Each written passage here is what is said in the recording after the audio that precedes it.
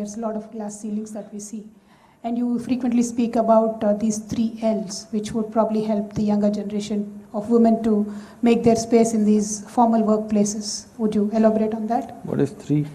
3 leadership secrets that you talk about for women all the time. Kindly enlighten us with. I feel we are stretching the gender a little too much. As far as I'm concerned, whether somebody is a man or a woman is not even my concern. What somebody's got in their pants, what's my business about it? These things are relevant only in bathrooms and bedrooms. This should not be relevant anywhere else. Because you must understand, too much identification with gender essentially means you're identifying with your body parts. If you must identify with your body parts, if that's the only way you can live, why choose reproductive organs? At least choose the brain, son. Isn't it?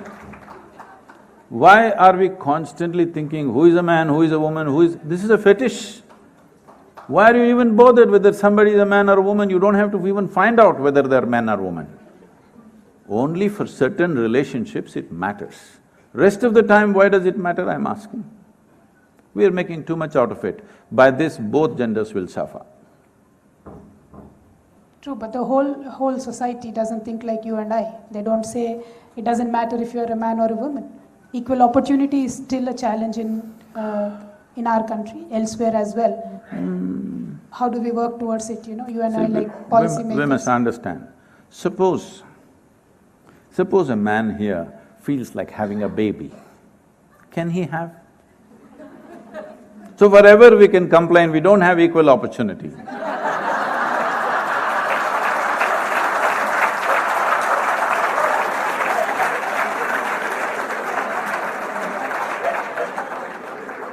Biologically, we're designed to fulfill different aspects of nature. Why is one thing superior, another thing inferior? Simply because you are making economic activities the ultimate activity. This is the only problem. The fundamental problem is you are making economic activity as the greatest thing you can do. This is rubbish, this must go. Just making money is the most successful thing you can do in life. Let me tell you my own experience.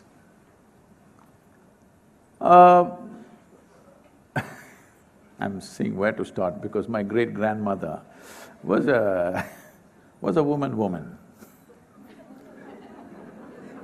And people thought she's a devil of a woman. Not because she did any evil to anybody, but she would laugh. If she laughed, the whole street shook. And she got married at the age of 14. And it was not child marriage, because she never was a child. A woman like that is not a child. And there was a norm in the society, till you get married, you cannot chew tobacco. If you get married, after that it's your choice. She exercised that choice on day 1. And she lived to be 113 years of age.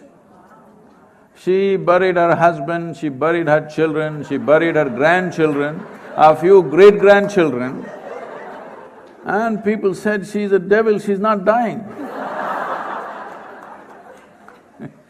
But I saw her only when she was over 100 years of age, and for a South Indian woman, she was very tall, and she had hair running beneath her knees when she was over 100, full hair.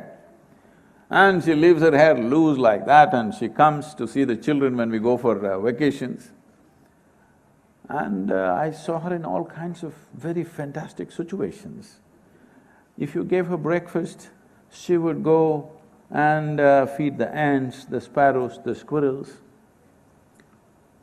More than half of her breakfast would be gone this way. People would… there are self-appointed advisors who say, you old woman, you will die, you're not eating anything. They all died. She lived, obviously she was doing something right. And then she would be sitting there, I'm like for a little over 4 years of age, I'm busy smashing the ants. But she feeds the ants, she sits there, tears are flowing down her eyes. She would never stop me from smashing my ants because she understood that is my nature right now. I have to smash these ants. If she tells me ants, this, I won't understand. But she just sat there, tears flowing from her eyes. I would just ask her, why are you so emotional about the ants? She would laugh and say, someday you will know.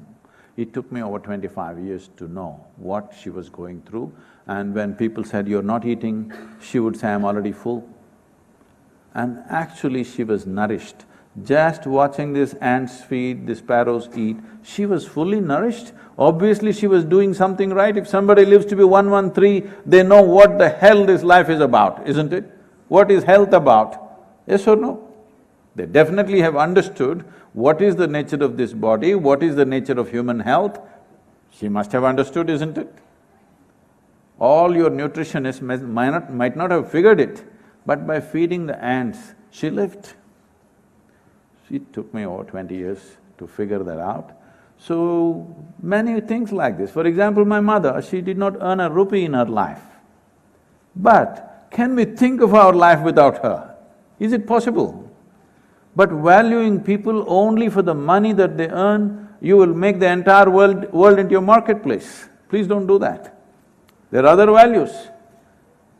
See, simple things, I'm telling you, this is something I shared with a few people and somebody made a lot of things around this. When we traveled, my mother is always sitting and she's doing everything in the house. She's sewing and all the curtains and pillowcases, everything done by her. And if we travel, if we go and sleep somewhere else, if there's an empty pillowcase, she will say, how will children sleep on empty pillowcases? Right there, she will pull out her needle and thread and she will stitch one green little parrot or a flower. When I'm 3 years of age, I'm sleeping like this, half asleep, looking at this green parrot and falling asleep. Do you know the value of that? If you do not value that and you only count money, you're just stupid, okay? You're just stupid, you don't understand what makes human beings. True, this sense of feminism should be there in both men and women is what we believe. But then when we are to really go out and get some things done, we really have to be there in the money-making part. We should be. Today's world is like that. I'm not saying you should not be. I'm saying that should not be the value. Very true. That should not be the value, and women are certainly never going to give up taking care of the children. For example, I am there. Whole day I'm working, running around, going to my constituency. I come back, make sure my children are tucked into bed very well, and then take care of them. That is innate to a woman.